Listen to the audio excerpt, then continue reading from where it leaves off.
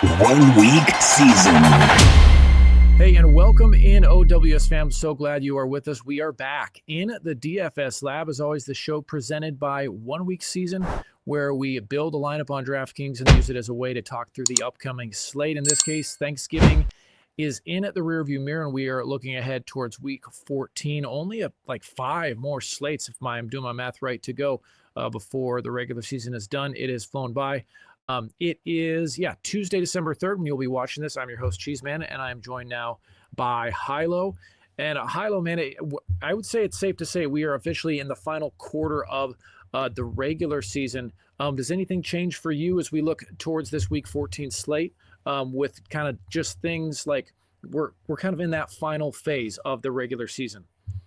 Yeah, so what we typically see in this time of year is like player pricing gets super tight and we have fewer like clear projectable value opportunities. So it becomes harder for like the general DFS population to build. That said, like this season, we've seen that all year. So I don't know how different it gets other than like we have like legitimized trends and we have some data to work with from the rest of the season.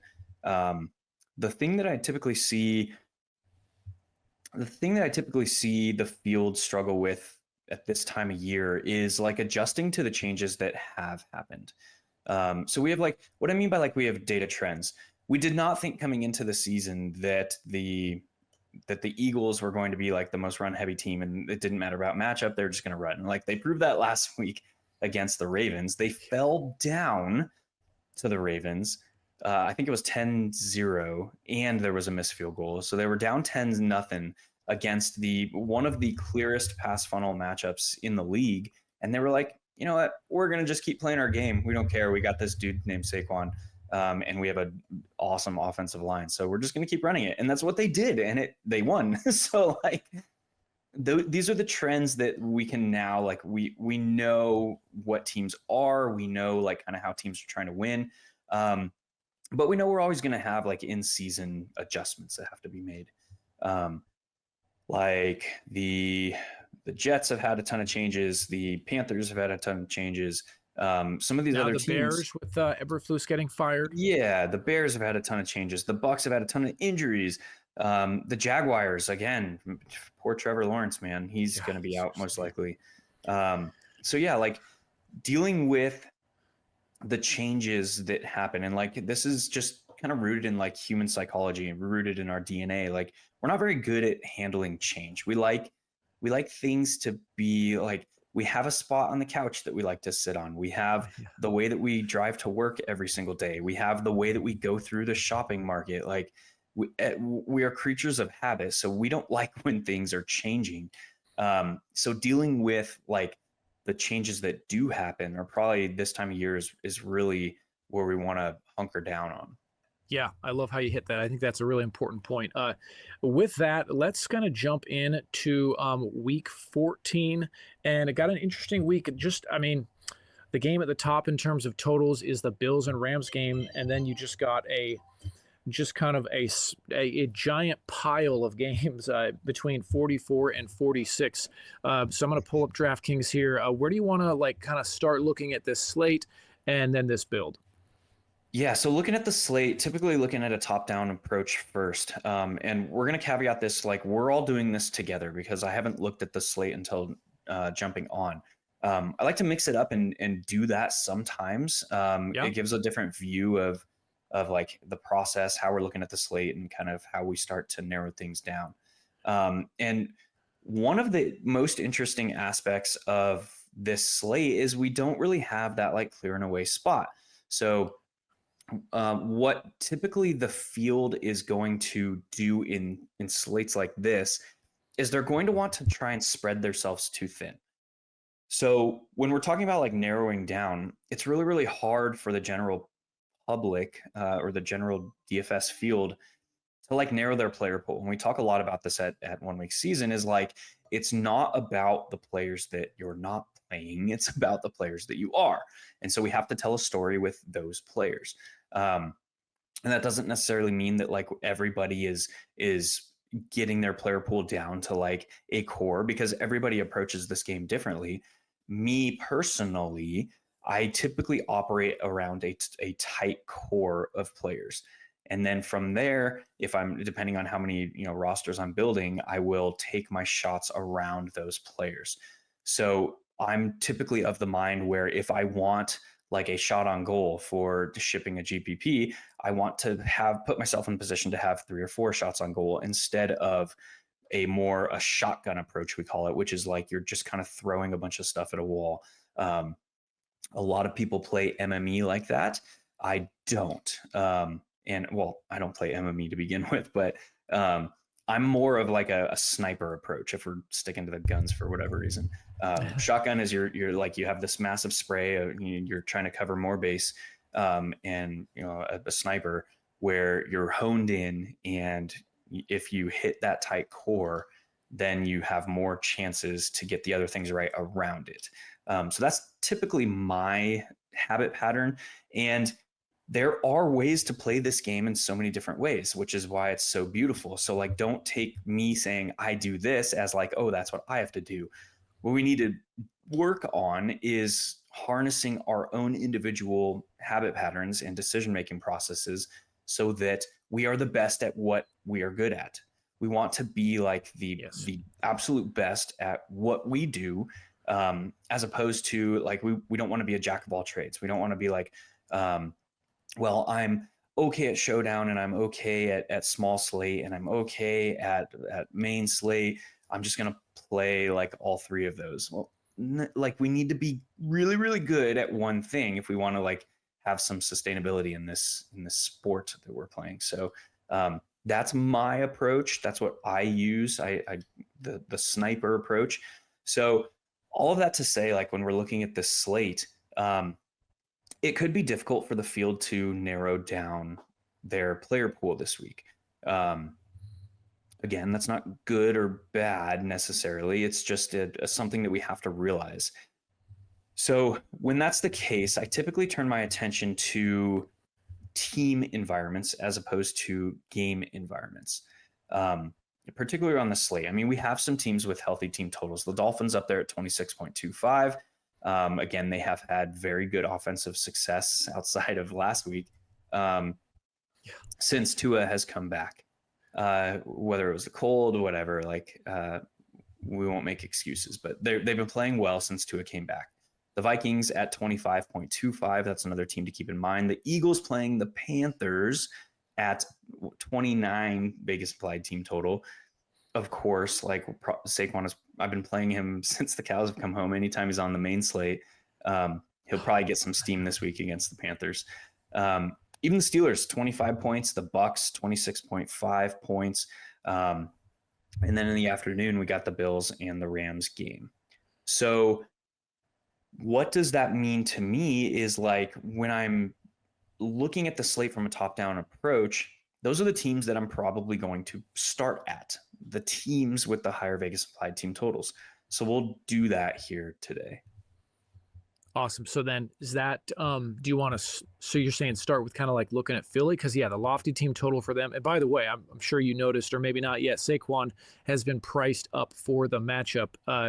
It's not like he had a huge game last week to necessitate the rise to 9K. Of course, we've seen players priced at 10K before, but 9K for him and the matchup against Carolina. And like you said, man, Philly, just the amount that they've run. But the thing that is just tough for me with Saquon, for starters, he just hasn't hit on a main slate, it seems. He only hits on the island games. But also Jalen Hurts, man, like the way that if they get down to the 1, Saquon might not get the carry. In fact, he probably won't. A lot of times he's been scoring on the long touchdown runs.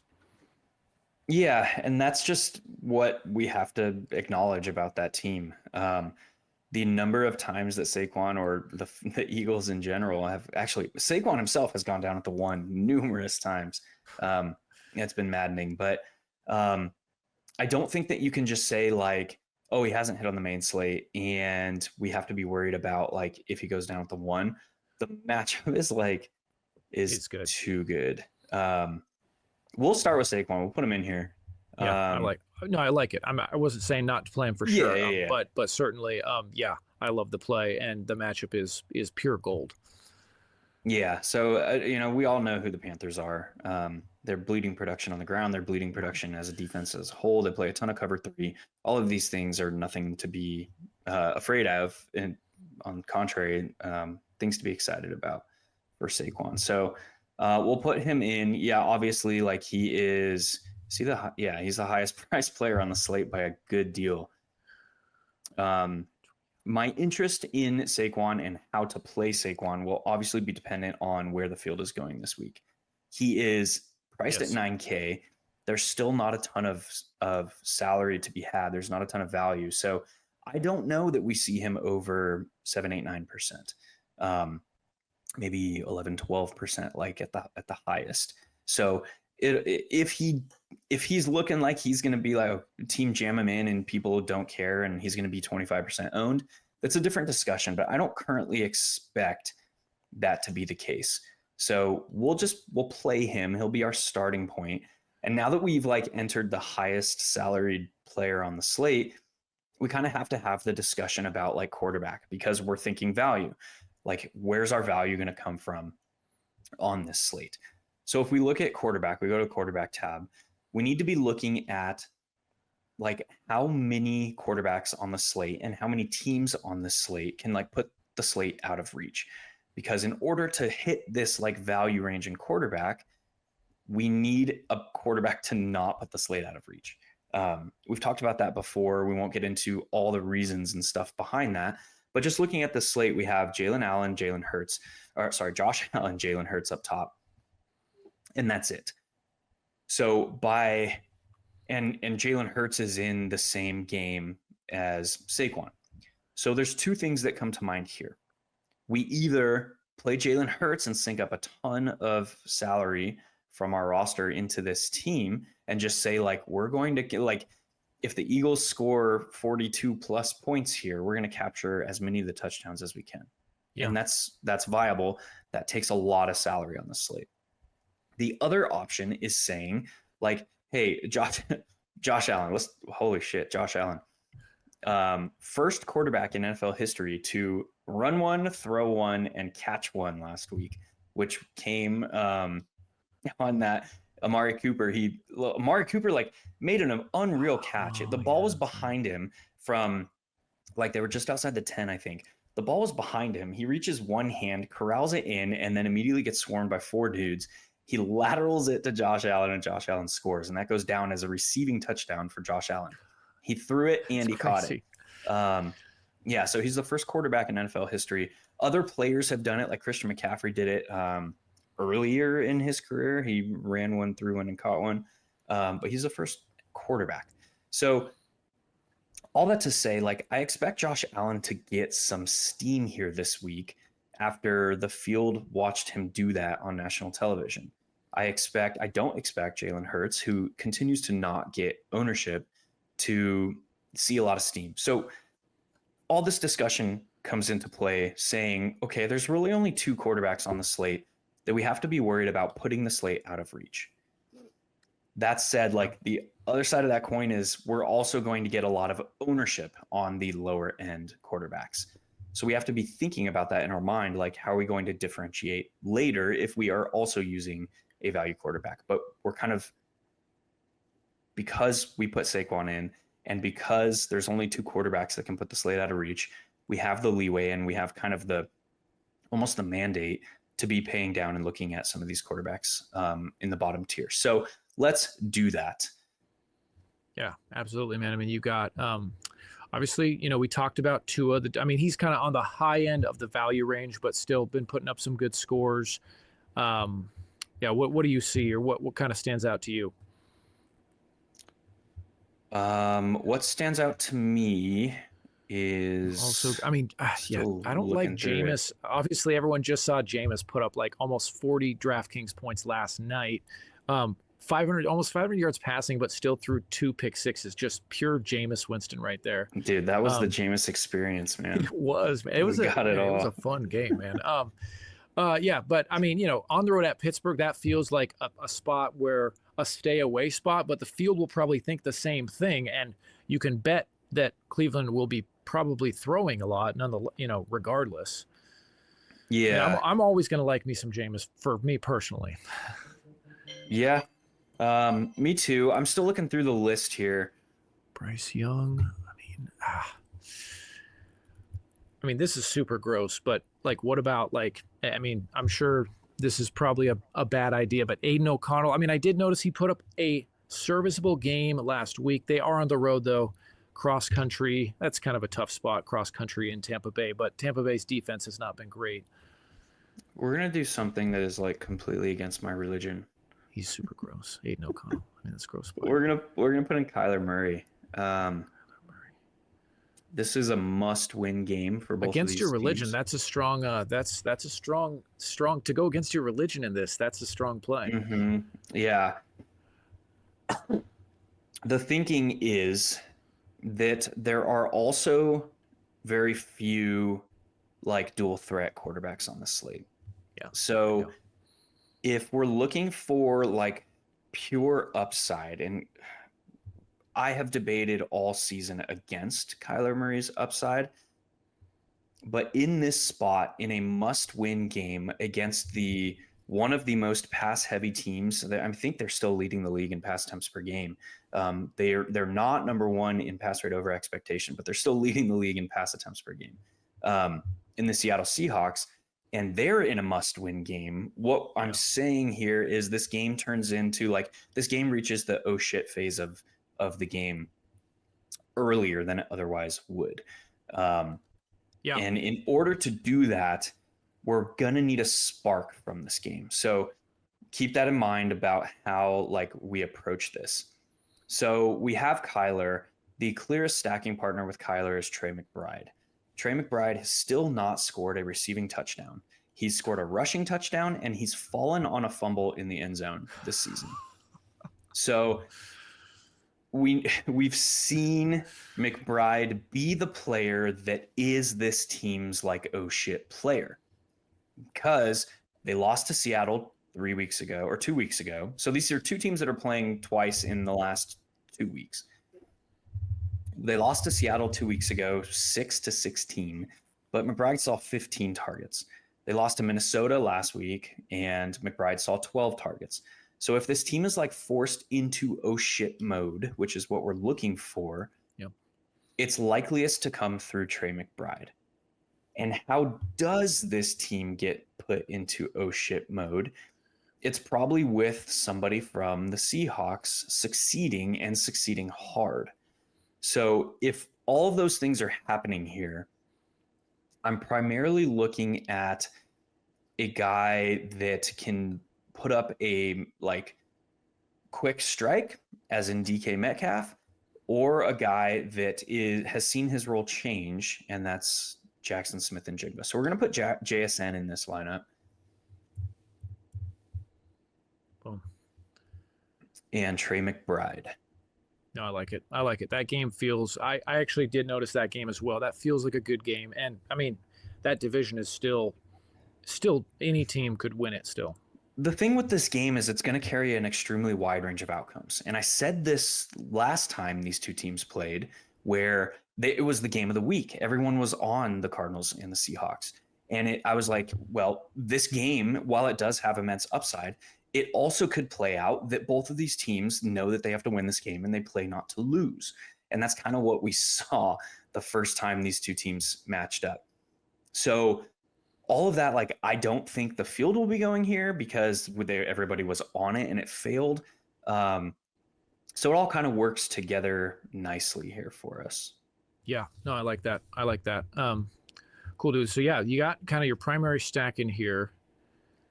Running back, couple receiver spots. I'm just looking at the receivers for a second. Yeah, we're just going to need some value. We need some value down here. What do you think about Westbrook Ikeen? He's 4,700. This dude is just scoring touchdowns, man. He is. We might need more value than him even. Yeah.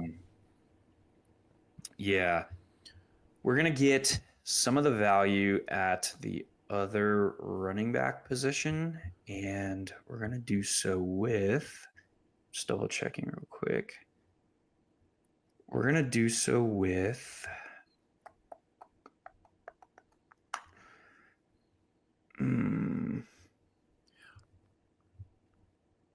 McCaffrey and Mason both out. Do you like Yeah, the that's what I was matchup for looking Garindo? I mean, at. Chicago, the Bears are. I mean, Yes. their brand is a tough rushing matchup, but how good have they been against the run this year? I don't know. We're gonna do it. No, the Bears have. Let me double check. Last I looked, the Bears had allowed the most yards before contact in the league. And we like Um, that. with a speedster, yeah, we like that. If they can get him into the second level, the Bears are second. New Orleans had a worse week, so they've just been like ping ponging back and forth all season. Oh, awesome. Yeah, we'll put in Garendo. That's easy peasy. You think he's going to be chalk? I mean, a cheap starting running Probably, back. Yeah. probably, but we don't really care at this point. Yeah. Definitely. Because we don't expect Kyler to be chalky. McBride's going to draw some ownership, but the way that we've structured this roster, we would not expect. Well, it'll depend on Barkley, so we just don't know yet. Right. If I mean, Barkley I sees, yeah. if Barkley sees immense ownership, like it's probably going to be paired with Garendo, so we would have to keep that in mind. At True. this time, I don't think that that's going to be the case. Yeah, I'm with you on the Barkley. I don't think his ownership's going to get too crazy. Yeah, so we have 4,300 left. We're going to have to save at wide receiver. Let's throw a defense in to see how much we're playing with. Defenses. We'll start at the bottom. Jags, question mark, 2,600. Let's put the Jags in. I like that. I would love to get to the Vikings, obviously, because I just keep playing them. But I don't know if we'll have the salary. So we'll put the Jags in. Yeah. the Jags are a mess right now. I actually really don't like that. But we'll see what happens. Yeah, maybe we'll have a little flexibility to move up, but yeah, though. I mean, I guess are we value hunting now? We are value hunting. Yep, we are. We sure are. Yeah, Calvin Ridley is so cheap too. Yeah, he is. We got to go Jacoby Myers, I think, at 56.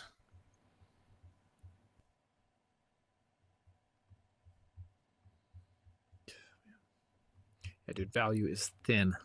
Yeah, there's not a lot down here, right? So Kelvin Austin. If we go Collins.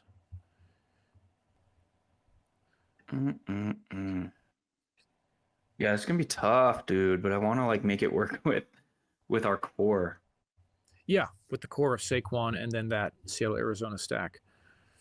Yeah, the only way that I see this working is if we go JSN, NWI, Ray Ray McLeod, and Roma Dunze. And that is so thin.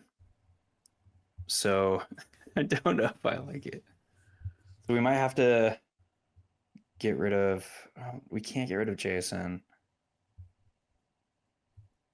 We need like a 3K wide receiver to make this work. The only guy that I see potentially to make this work is Kevin Austin. He's a practice squad wide receiver for the Saints, but he has played the most snaps in 3 consecutive weeks. I thought for a second, I thought you were talking about Calvin Austin. Okay. No, this is a different one. This is a different meaningless wide receiver. No, I'm just kidding. Oh, I guess MVS played more snaps than him last week, but he's been on the field a good deal. We're going to do that so we can make this work. Okay, cool. Kevin Austin at 33, and then we can put Calvin Ridley back in, Jacoby Myers back in, and have 26 for defense. And that's the Jaguars. Okay, we did it. Boom, there we go. Awesome. So the lineup we finished on, for those of you listening on the pod, Kyler Murray, stacked with Trey McBride and Jackson Smith and Jigba on the other side for the Seahawks, and then Saquon, Garendo at the 2 running backs, and then Kevin Austin Jr., the Saints receiver. Is he the number 3 receiver for the Saints or 4 right now? He's the number, no idea. Mason Tipton has been inactive, and Kevin Austin has been playing over him. So And I have plus, no with idea. Taysom He Hill has a out, practice that's squad, yeah. extra, or a fewer mouths to compete. So for targets, Yeah. Calvin Ridley, and then Jacoby Myers and the Jags. D. Hilow, as always, man, great stuff. I like the deep dive too. Just kind of looking, kind of turning over different corners to look for stuff. Anything else you want to add though before we ship this one? No, man. Just got to go get this family feeling better. My entire family is sick now after I had it on Thanksgiving, so not fun. I think it's the flu. Dude, well, I appreciate the time as always, and I hope you guys feel better soon. And hopefully we see you at the top, man, this coming weekend. Let's go. All right, see you guys.